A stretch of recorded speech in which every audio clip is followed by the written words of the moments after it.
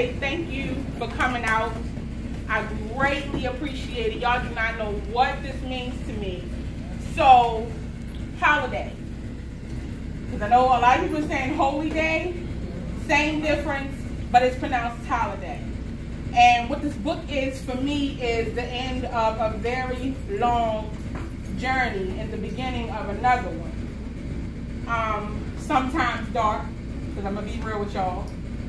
Sometimes super light, sometimes really hard, but nonetheless, I learned in it to always celebrate myself. I am a holiday. You are a holiday. Every day you wake up and you show up for whatever, your relationship, your job, your children, your life, you are a holiday. Celebrate yourself.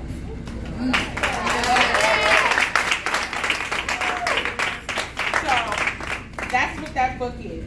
Tonight I decided to do this open mic style and also kind of mimic one of my favorite open mics. A little bit of history. I started doing spoken word when I was 16. I've been writing poetry since I was 12.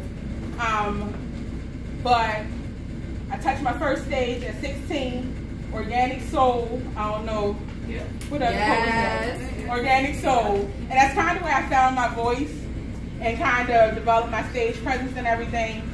But after Organic Soul, I found Art of Conversation, hosted by the amazing Eda Poet MC. He's super dope. And ended up producing 2 spoken word albums with him. But my favorite thing about Art of Conversation was the fact that the idea was it's where the poet speaks and the audience speaks back. So we got to do our thing, and the audience got to ask us questions. Started really good conversations. I loved it. So I'm going to mimic that theory and that idea tonight. So the floor is open if y'all have any questions after a piece. You want to ask the artist. I have some of my favorite poets here tonight. One that I met on Facebook.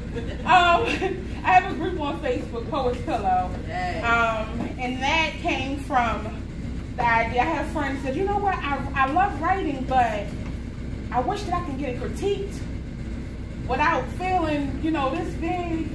You should do something about that. I don't know why she thought it was my duty, but I said, well, let me create a space for writers and lovers of literature to come and have that place. And it is a very loving group. Yes, it is. It's like our own little family. Mm-hmm. But this young lady, one, she's a dope poet and kind of became a good sister friend. I lost my dad some years back, and what I didn't know was that they had their own relationship.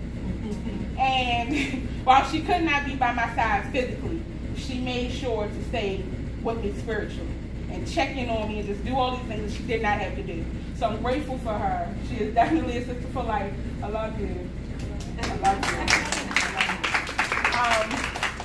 you. So a few months ago, when I said that I was writing a book, after she featured a Spotlight, I'm not going to promo him. That's where she featured though. No free promo. She walked up to me and she handed me $20. I didn't know how much my book cost then. I didn't know. Didn't care. Hadn't thought that far into the process. But the fact that she believed in me enough to invest that. So, thank you. I'm trying not to. So, I'm not going to cry. So before I do anything, I want to bring up my favorite people to do their thing. So Gloria, if you don't mind.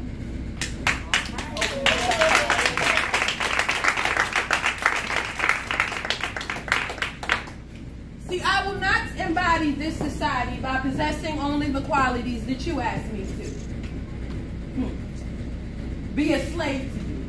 Rant and rave for you, live in shame for you. Become complacent and remain for you. There's no need for me to blend with the majority. I embrace the minority. I don't have to fit. A smiling misfit I am. Happily unfit for this sham. With you, I will not be on one accord. I'd much rather be ignored. I don't need to be adored by a bunch of freedom takers and perpetrators. My tribe, we need no dictator. We live happily, coexist in harmony. And for you, I will not become a subordinate and listen to the bullshit by the mind. Adapting to the taste of the now. So fearful in truth, you say, what's the use? Forget it, I'll lie still and listen to the masses for a while. Well, that's not my style. And you must be a fool if you think I can be fooled, but I will not lie still, allow you to take my will and blur my vision. You won't impede on my decisions, and no, I won't listen. Or allow you to distract me. Feed me negativity so that I may lose the ability to think rationally. Lose sight of my responsibility to the real us. The right us. The right us. Ones who speak peace into war. Ones who rebel and refuse to be a part of this fucked up system anymore. The non-conformers, the authentics, the real chicks, the imperfects. Humble. Men with fists, no guns. Ones who don't hide, not afraid to stand up and take on the right side. I owe them my pride, so fuck the majority. I owe you not my loyalty. Thank you, but no thank you. I will not wear your uniform, and most important, no, I will not conform. Woo! Yeah.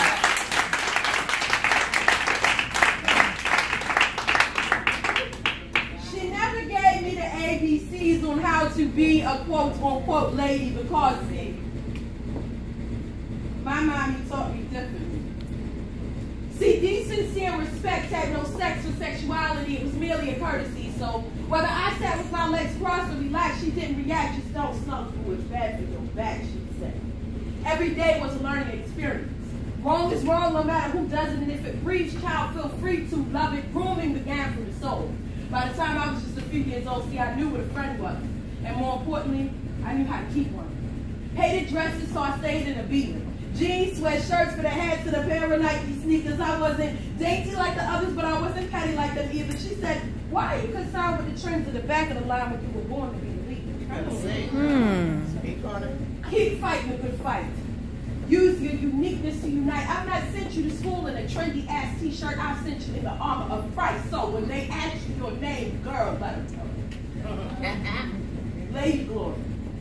But just speaking of a position, and never somebody's punk ass road. I'll read you. Peace and light, y'all. Thank you. Yes.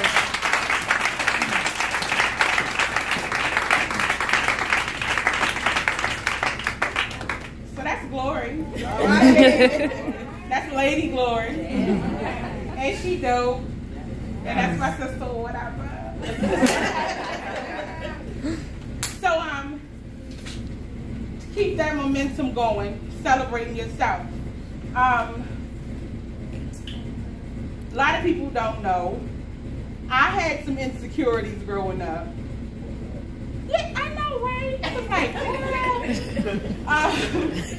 I could not understand why. Hey, Chase, so nice of you to join us tonight. I love you for coming. You can sit anywhere, we all family.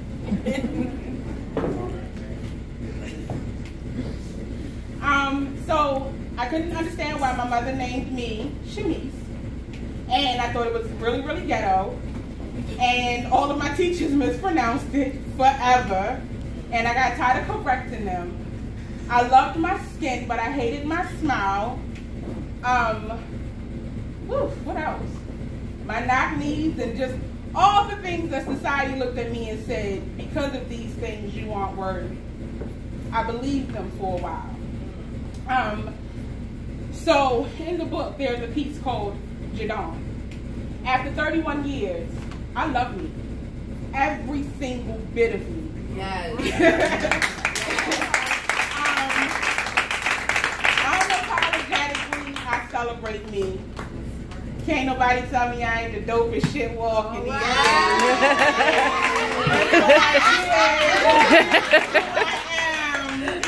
Even early in the morning when my hair made and my breath stained. I'm that. So, you know, skin.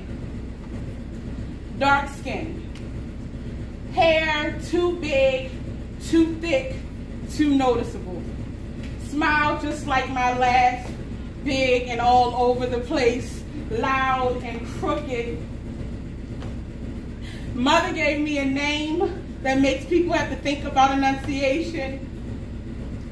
Hefty thighs, spread hips. Father gave me strong but broad shoulders and full lips. I'm all nigger nosed and lisp. Yes. Dear chubby knock-kneed black girl, Today, the world around you loves your voice. They think that you have something to say.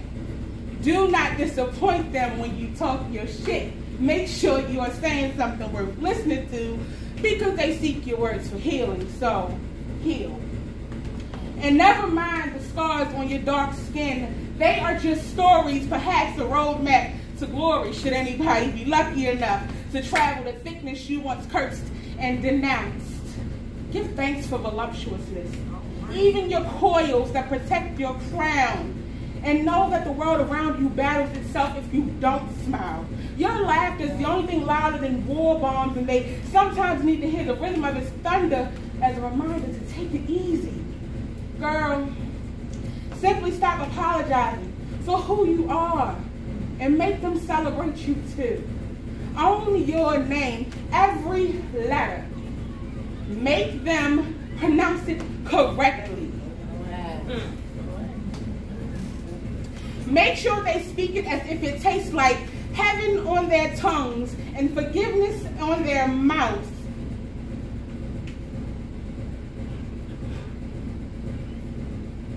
I'm sorry. Make sure they speak it as if it tastes like heaven on their tongues and forgiveness in their mouths. Make them know it like their favorite prayer. Be deity in their eyes. Be one-horned black stallion, leaving trails of sun-colored glitter. You are already magic. Be present. And that's what I am today. So, my co-workers, my work family, when they ask me how I'm doing, what I say, y'all, I'm here. Every morning, I'm here. I showed up. So all I plan to do today, what y'all get is what y'all get. But I'm here, I'm present. I am Shamise Jadon Jacobs. Yes. I'm present. Yes. But we're gonna move on to another poet. Oh, she has to stop like this. Where's she at? Hey girl. This young lady. Come on, Lee. That's my little cousin, y'all. All right. Yeah. And over the years, she has grown into such a beautiful spirit and a beautiful young lady. She's also a Poet's Pillow member. That's how I found out she did poetry and stuff. And it be good. Yeah. So I'm going to give her the floor. Thank you, Mom.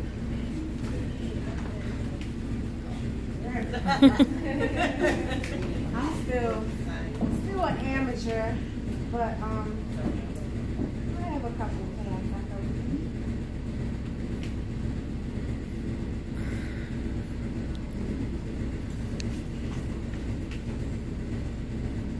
The first one is called When a Black Woman Smiles. When a black woman smiles, it's nothing of this world. See, beauty is not just the grace of her face and curves of her waist.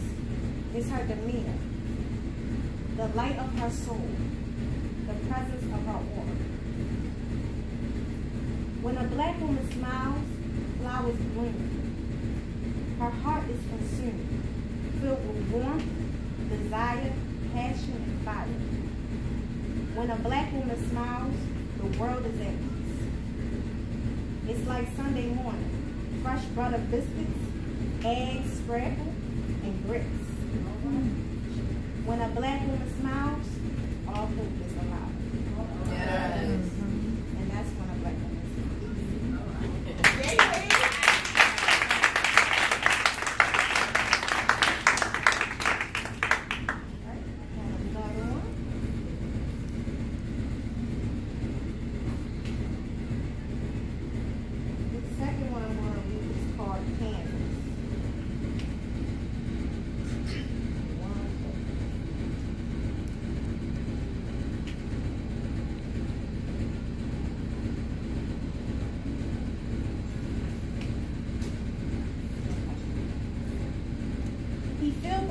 Through my black lines.